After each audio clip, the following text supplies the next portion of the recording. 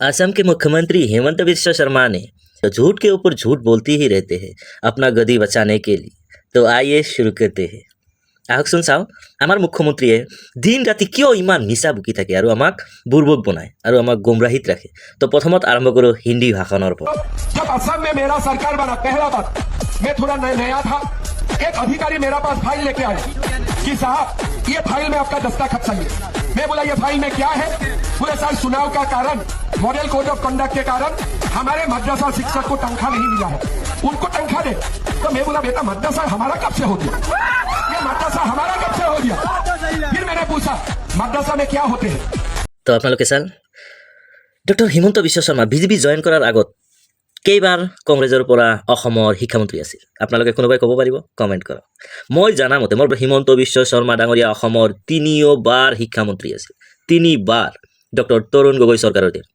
আৰু সি বাহিৰত যায় ঢপ মাৰি আছে যে সি নাজানে অসমত কিমান মাদ্ৰাছা চলে, মাদ্ৰাছাত কি হয়, মাদ্ৰাছাৰ চেলাৰী কোনে দিয়ে। এটা ৰাজ্যৰ শিক্ষামন্ত্ৰীয়ে গম নাপায় তাৰ ৰাজ্যত কেইটা মাদ্ৰাছা আছে আৰু মাদ্ৰাছাত কি হয় আৰু মাদ্ৰাছাৰ চেলাৰী কোনে দিয়ে। এই কথাটো আপোনালোকে শুনি কি ভাবে? নহ'লে ই কাম চুৰ কৰিছে, ভ্ৰষ্টাচাৰ বুজি পায় না নাই, নিজৰ কাম কৰা নাই, আৰু নহ'লে জানিও মিছা কথা কয়। কোনটো সত্য হ'ব? চবেই জানে যে ই আগৰ পৰাই চব জানে, কিন্তু তাতে যাই বকবাছ কৰিব লাগে কৰে, মানুহক বুৰ্বক বনাব লাগে সেইটো বনাই থৈ আহে। তো এতিয়াতো কয়ে মানুহে যে ভাৰতবৰ্ষৰ ভিতৰত আটাইতকৈ ভ্ৰষ্ট মুখ্যমন্ত্ৰীজনৰ নাম কি? তো তেতিয়া আমাৰ মুখ্যমন্ত্ৰীৰ নামটো কৈ দিয়ে, কিন্তু কেইদিনমান পিছত ক'ব বিশ্বৰ ভিতৰত আটাইতকৈ মিছলীয়া মুখ্যমন্ত্ৰীজনৰ নাম কি? তেতিয়া কিন্তু আমাৰটো আহি যাব। আৰু অসমীয়া কেইটাক কেনেকৈ গুমৰাহ বনায় চাইছেনে? কি কয়? অবৈধ মিয়াক শান্তি নিদিওঁ, মই অবৈধ মিয়াক কি কৰিব? কষ্ট দিয়ে থাকিব, কষ্ট দিয়ে থাকিব। আপোনালোকে মিয়া অঞ্চলবিলাক ঘূৰি চাবচোন। মই মিয়া অঞ্চলত থাকোঁ। মই প্ৰতিজন মিয়াক চাউল দিয়ে ফ্ৰী, প্ৰতিজন মিয়াই মানে প্ৰায় সংখ্যক মিয়াই অৰুণোদয় পায়। গভৰ্ণমেণ্টৰ যিমান সুবিধা আছে, যিমান মানে কি আছে এই 2-3টা, গোটেইখিনি প্ৰতিজন মিয়াই পায়। ই এনে মানুহক গুমৰাহিত ৰাখি আছে, মানুহক বুৰ্বক সজাই আছে, আপোনালোকক বুৰ্বক সজাই আছে এইবিলাক কৈ। একো কৰা নাই। পেট্ৰল আপুনি যিমান টকা দি কিনে মিয়াই সিমান টকা দিয়ে কিনে, চাউল আপুনি যিমান টকা দি কিনে মিয়াইও সিমান টকা দি কিনে, দালি আপুনি যিমান টকা দি কিনে মিয়াই সিমান টকা দি, আটা চাউল দালি যি যাৱতীয় বস্তু আছে আপুনি যিমান টকা দি কিনে মিয়াইও সিমান টকা দি কিনে। ক'ত কষ্ট দি আছে মিয়াই? বুৰ্বক সজাই আছে আমাক, বুৰ্বক বনাই আছে আমাক। সেইবিলাক নচলে না।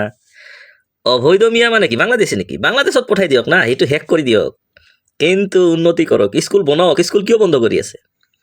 মিয়াৰ ল'ৰা ছোৱালী স্কুল পঢ়াতে যিমান GST টেক্স দিব লাগে বহি খাতা কিনাতে, আপোনাকো দিব লাগে, আমাকো দিব লাগে, চবকে দিব লাগে। এইবিলাক গুমৰাহ মানে এই কথাবিলাক কোনে বুজি নাপায় জানে? অকল খালি অন্ধভক্ত কেইটাই, বাকী চবে বুজি পায়। মই জানো চবে বুজি পায়, ভয়ত বহুতে নকয়, কিন্তু যিহঁতে অন্ধভক্তত মজগুল হৈ গৈছে সিহঁতে এই কথাটো বুজি নাপায়, আৰু সিহঁতৰ মূৰত জ্ঞানে নাই, স্কুলে যোৱা নাই সিহঁতে, তো সিহঁতে বুজি নাপাব।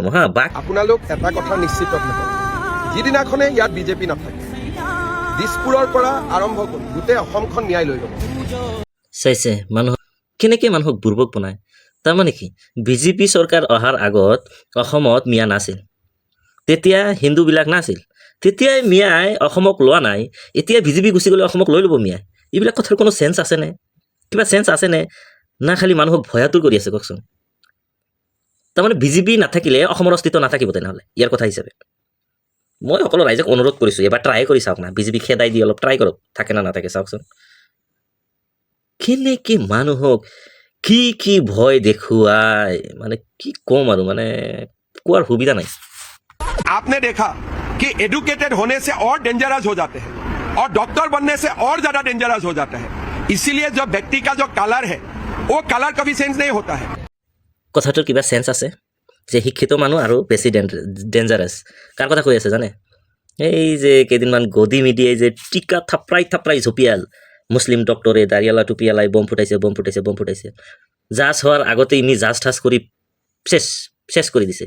কিন্তু পিছত কি হ'ল, জাজত দেখা গ'ল যে NIA 3জন ডক্টৰকে এৰি দিল, যে ইহঁতৰ কোনো ধৰণৰ আতংকবাদীৰ লগত সম্পৰ্ক নাই বা তেনেকুৱা কোনো লিংক খুজি পোৱা নাই।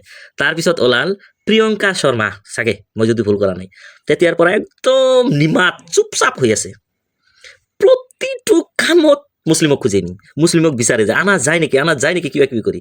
এই যে মিছা কথাটো ক'ল, কথাটো হ'ল বস্তু এটাৰ সত্যতা জাজ কৰি ক'ব লাগে। সেই বুলি হিন্দু মানুহৰ নাম ওলাইছে বুলি মই কোৱা নাই যে হিন্দু মানুহ মানে আতংকবাদী, সেইটো কেতিয়াও সম্ভৱ নহয়, সেইটো বুৰ্বক মানুহে কয়।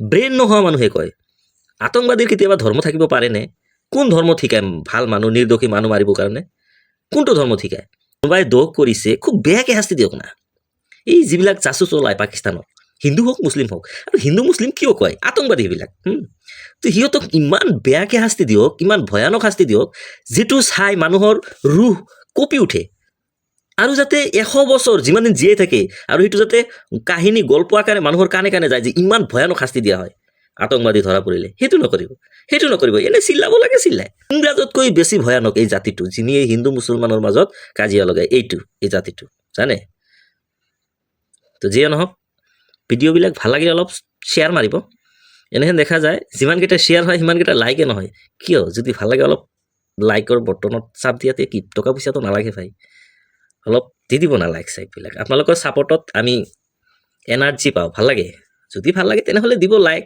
শ্বেয়াৰ মাৰি দিব যদি ভাল নালাগে তেনেহ'লেতো কোনো কথা নাই নিদিলেও একো নাই